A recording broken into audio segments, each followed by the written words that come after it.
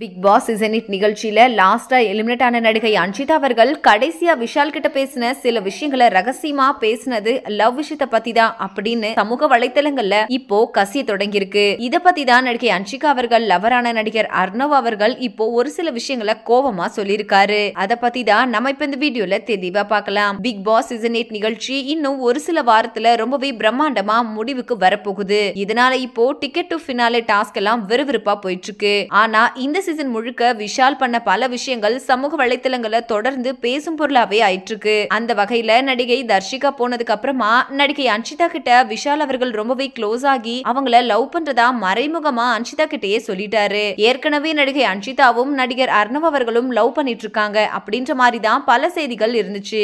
ஆனா இப்போ நடிகை அன்ஷிதா அவர்களும் வெளியே வந்து நம்ம இத பத்தி பேசிக்கலாம் அப்படின்னு விஷால் கிட்ட சொன்னது அர்ணவ் அவர்களுக்கு அதிர்ச்சியை மட்டும் தான் ஏற்படுத்தியிருக்கு. இந்த நிலையில இப்போ அத பத்தி நடிகர் அர்ணவ் அவர்கள் என்ன சொல்லியிருக்காங்க அப்படின்னா, பிக் பாஸ் சீசன் 8ல என்னால பெருசா சாதிக்க முடியல அப்படின்ற சோகத்துல இருந்தே இன்னும் என்னால மீண்டு வர முடியாம இருக்கும்போது அன்ஷிதா கடைசி நாள் பண்ணிட்டு வந்த சில விஷயம் உண்மையிலே என்னால ஏத்துக்க முடியல.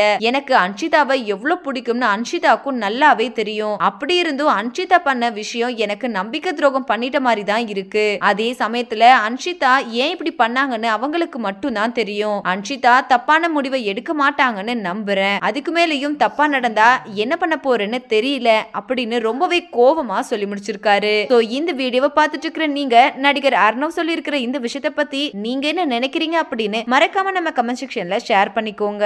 மேலும் இது போன்ற பல முக்கியமான செய்திகளை தெரிஞ்சுக்க நம்ம சேனலை மறக்காம சப்ஸ்கிரைப் பண்ணிக்கோங்க.